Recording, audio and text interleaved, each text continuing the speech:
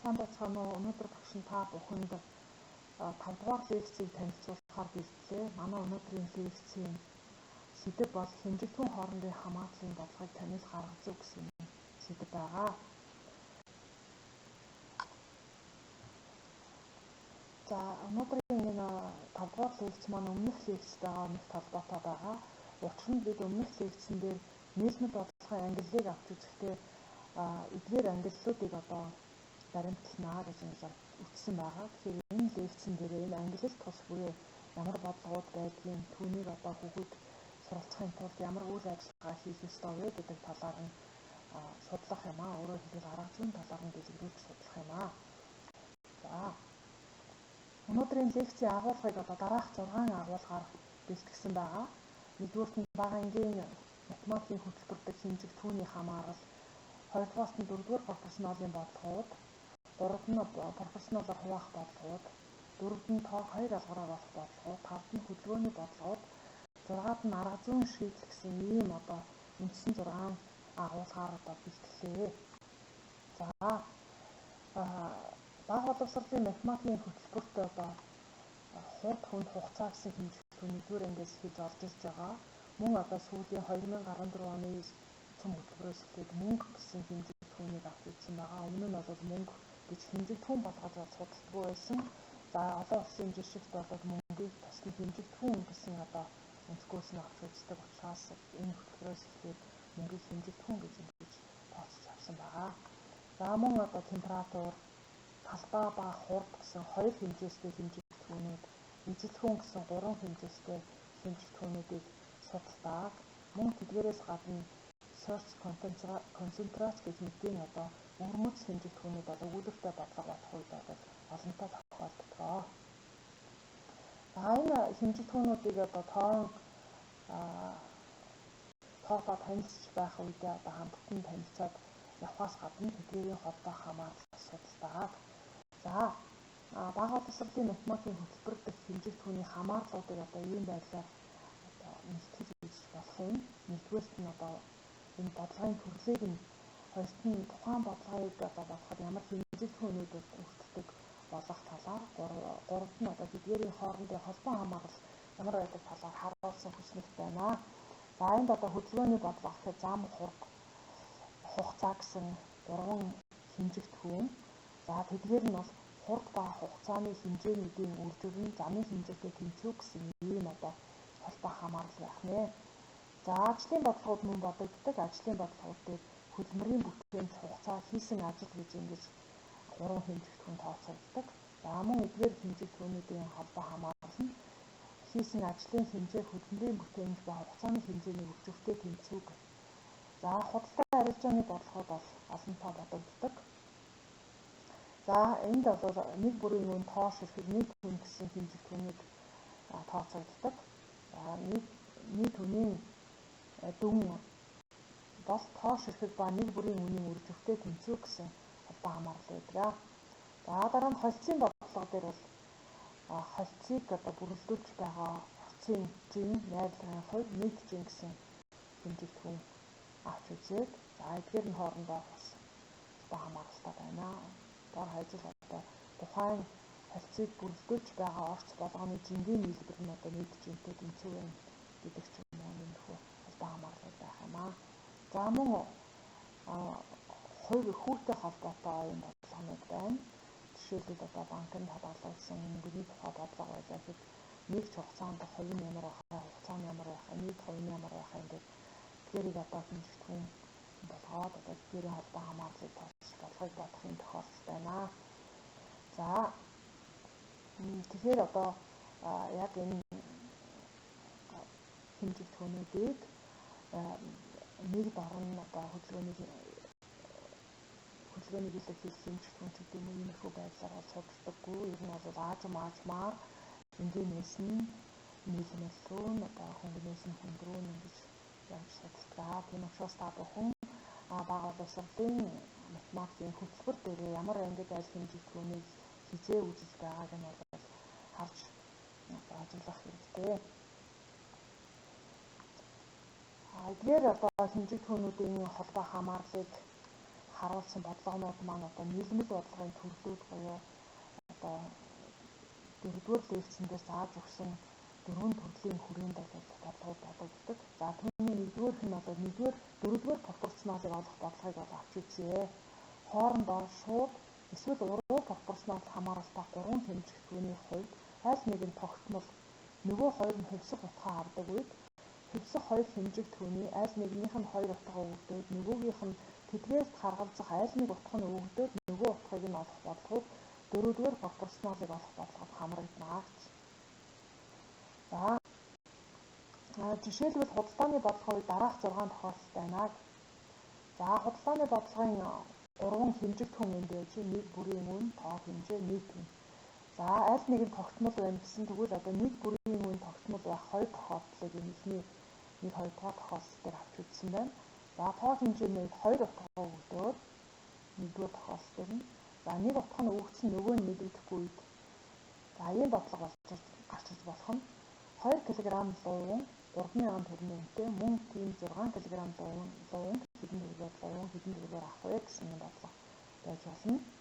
За хоёрдугаар тохиолдолд нь тоо хэмжээний нэг утга нь өгөгдөөд нөгөө утга нь өгөгдөөгүй харин нийт үн нь бол хоёр утга нь хоёулаа өгөгдсөн үед 6 кг луун 9000 төгрөг 3000 төгрөгөөр хэдэн кг тийм луун авах вэ?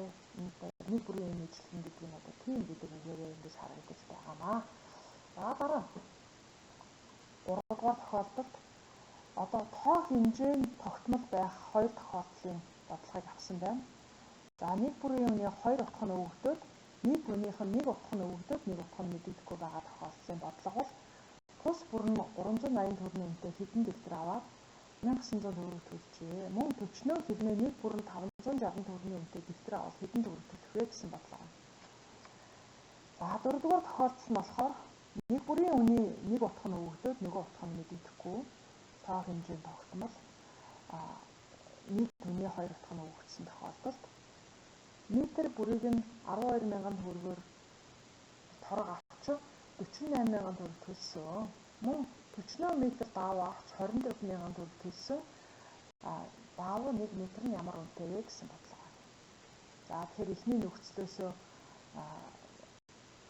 хичнээн метр даав авсныгаа олоод түүнийг 2-р нөхцөлдөө ашиглаад даавгаа ямар үнэтэйг олж бодох юм байна. За 5-6 дээр болохоор нийт үн нь одоо тогтмол байх хоёр тохиолдлыг авч үзсэн байна. За 5-р тохиолдолд нь хоёр утга нь нэг бүрийн үний хоёр утга нь өгөгдөөд за тоо хэмжээний нэг утга нь өгөгдсөн нөгөө утга нь мэдэгдэхгүй байгаа тохиолдолд 6 дэвтэр тус бүрийг 720 төгрөгөөр авсан мөнгөөр тус бүр нь 480 төгрөгийн үнэтэй баал хэдийг авах вэ гэсэн юм бодлого байна. За 6-ад нь нэг бүрийн үний нэг утга нь өгөгдөөд нөгөө утга нь өгөгдөөгүй үед за тоо хэмжээ нь бол хоёр утга нь өгөгдсөн нийт үний тогтмол үед тус бүр нь 360 төгрөгийн үнэтэй хоёр дэвтэр авчээ. Тэдгээс төлсөн мөнгөөр 3 бал авсан бол бал тус бүр ямар үнэтэй вэ гэсэн юм бодлого.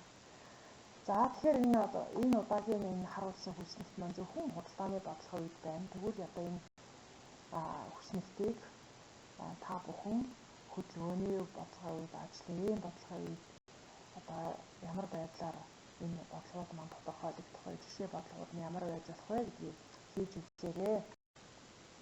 За дараагийн бодлогын төрөл бол пропорционалаар хуваах бодлого гэсэн байна. Пропорционал хамаарах бүхий 3 хэмжигдэхүүний хувьд нэгэн тогтмол нөгөө хоёр хувьсгчийн 2 болоод түүнээс олон утга болон нөгөө хувьсгчийн мэдэгдэхгүй байгаа утгуудыг нийлбэр өгөгдсөн үед тэрхүү нийлбэрийг бүрдүүлж өгөх нэмэгдэхүүнүүд болох хоёр дахь хувьсгчийн утгуудыг олох бодлогыг пропорционалаар хуваах бодлого гэнэ.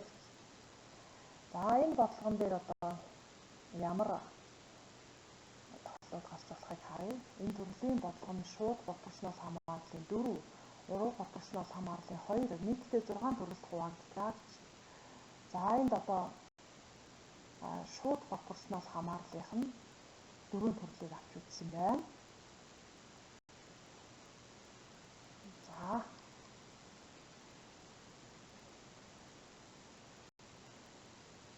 тэгэхээр одоо шууд пропорционал хамаарлын за энийг одоо би нэлээд цаг зарцуулах учраас энд ерөөсөө нэг тохиолдлыг тогтоогоо. Тэгээд бусад тохиолдлыг та нар өөрсдөө сайн харж жишээ бодлогыг нь ажиллаараа. Мөн одоо уруу пропорционал хамаарлын хоёр тохиолдлыг яг үнэтэй адилхан ингэж хэмжигдэхүүн хоорондын хамаарлыг тогтоогоод ямар одоо бодлого гарч иж болохыг нь яг энэ хүссэн бичиг хийгээрэй. За мөн худалдаа найманы бодлогын үед авч үзсэн байна. Нэг бүрийн үнийн тогтмол тоо хэмжээний үед 2 болон түүнээс дээш утга өгөгдсөн. Нийт үнийн хувьд харгалзах утгууд өгдөөгүй хэрнээ нийлбэр нь өгөгдсөн үед ямар бодлого гарч иж болох вэ гэхээр туяа 6 дөрвөлжин 4 туус шугамтай дэвтрийг ижил өвнөр худалдаж аваад 3,000 төгрөг төлөв 2 төрлийн дэвтэрт хэд хэдэн төгрөг төлсөн бэ гэж. За одоо энэ 3,000 төгрөгөө энэ хоёр одоо дэвтрийн тоондоо пропорционалаар хуваана гэсэн үг байх нэ.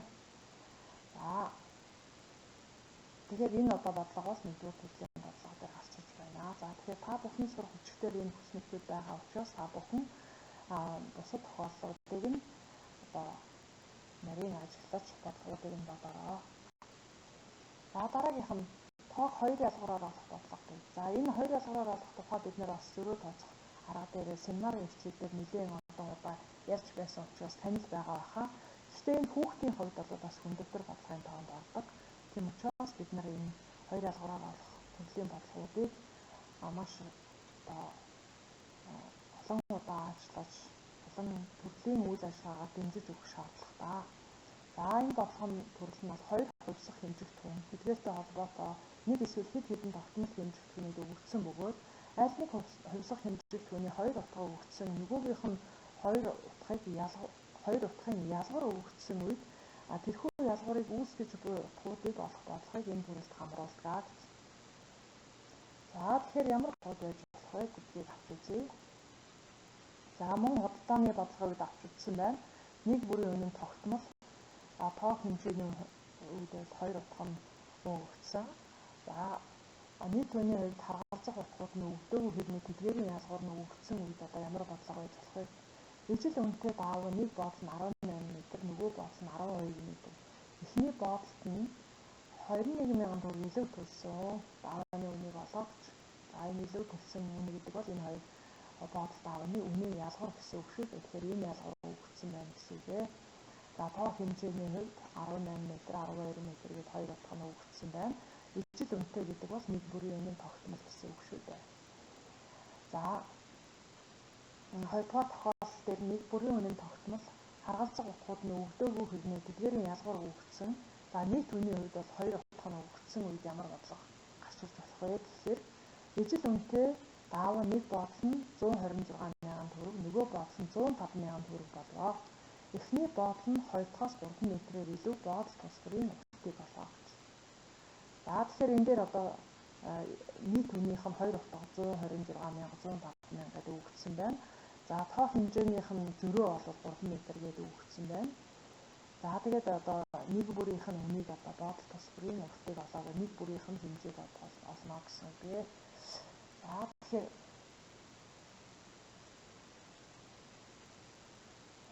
эдгээр бодлогыг ажиглаад бас бодлогын хийгээд одоо ямар төрлийн одоо ялгууруудыг харьцуулах замаар олох ёстой зүйлийг олж байгааг сайн хэрэгцүүлж бодороо.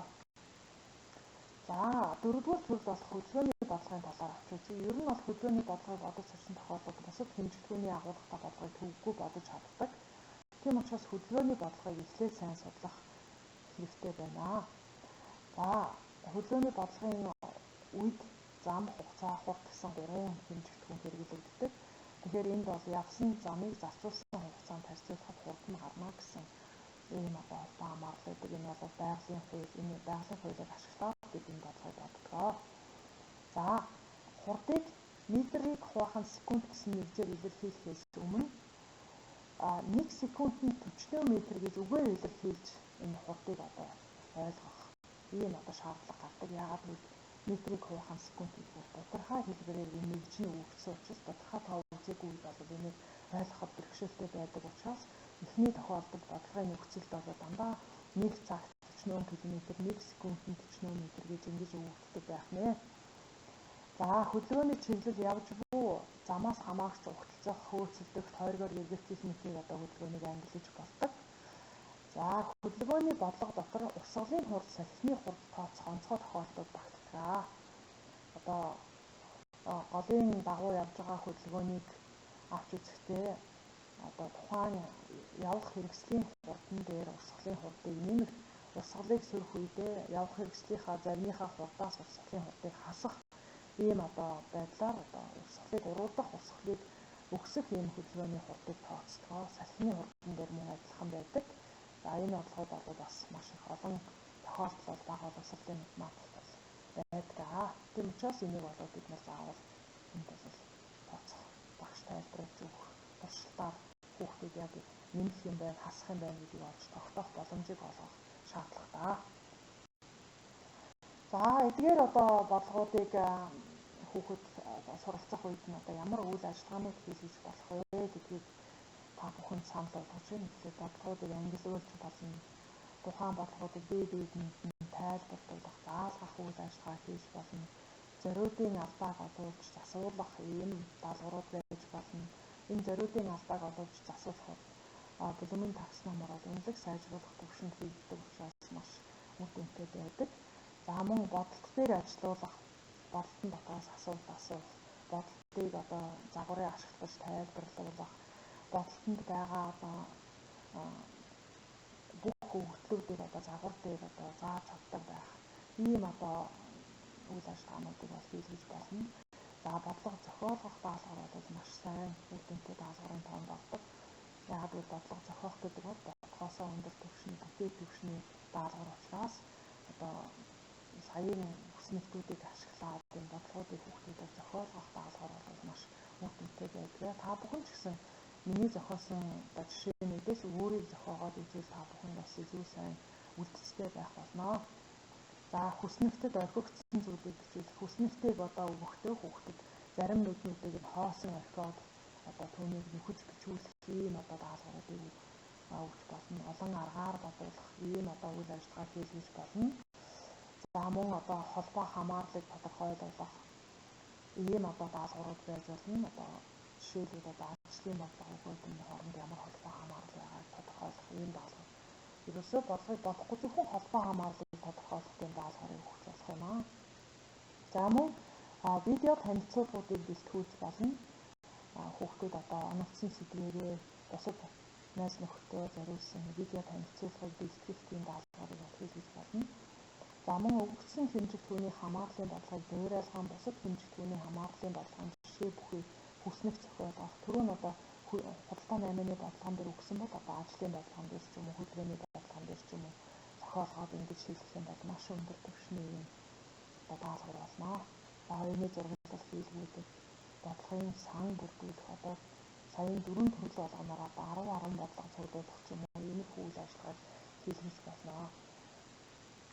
За жишээ болгоод одоо энэ алдааг олж засараа гэдэг энэ бодлого авсан байна. За энэ бодлогон дээр одоо ингээд бодлогын өгүүлбэрийг уншаад хүүхдүүд бодолтоон танилцаад, загвартаан танилцаад, ингээд бодолтоон танилцаад, за ингээд бүр бодлогыг ингээд бүрэн бодоод тэгээд энэ дотор ямар алдаа байгааг олох юм аа.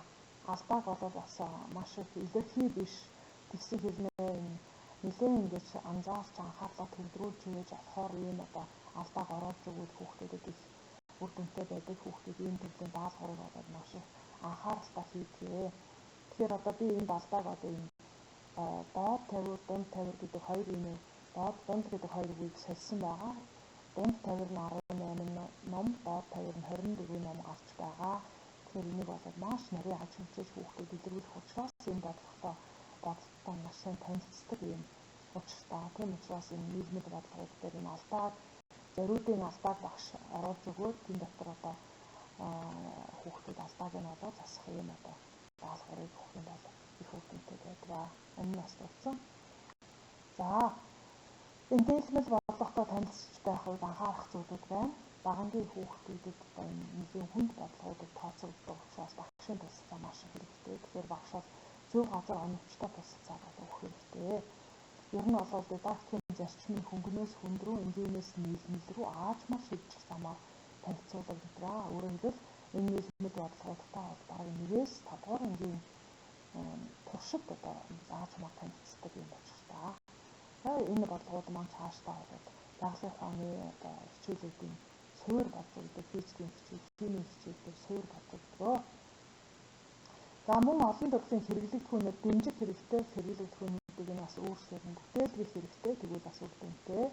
За математикаас айх айдас үүсгэс болгоомжлох хэрэгтэй. Энэ бодлогууд маань хүндэгдэр учраас бас математикаас айх айдас үүсэх одоо боломжтой. Тийм учраас энэ айдас үүсэх одоо нөхцөлийг бүрдүүлэхгүй байх тул тэр багш анхаарах ёстой. Энэхийн тулд сонирхолтой дутаа зүйлээр нь дамжуулж нийгмэл бодлого бодуулах. Жишээлбэл одоо шинжилгээ судлах үед ажиллагаа, лего тоглоом, за тэр одоо STEM хичээлээр нь за мөн хоол хийх үед ч юм уу ингэж дамжуулж нийгмэл бодлогыг бодуулаад хүүхдүүдийг сонирхолтой дутаа хийх боломж бүрддэг. Хамгийн чухал зүйл бол дээд эренбийн сэтгэн бодох чадвар шаардсан бүтээлч үйл ажиллагаагаар дамжуулж мэдлэг бүтээлгэх энэ одоо зүйлтэй гэж хэлж байна. Энийг бол анхаарах хэрэгтэй. За ингээд та бүхэнд лекцийг бүрэн үзсэнд багш нь маш их талархаж байна. Та бүхэн энэ хүртэл үзсэн бол өөрийнхөө оюутны кодын сүүлийн 3 оронгийн коммент хэсгийг бичээрэй. Тэгэд өнөөдрийн лекц маань дуслаа.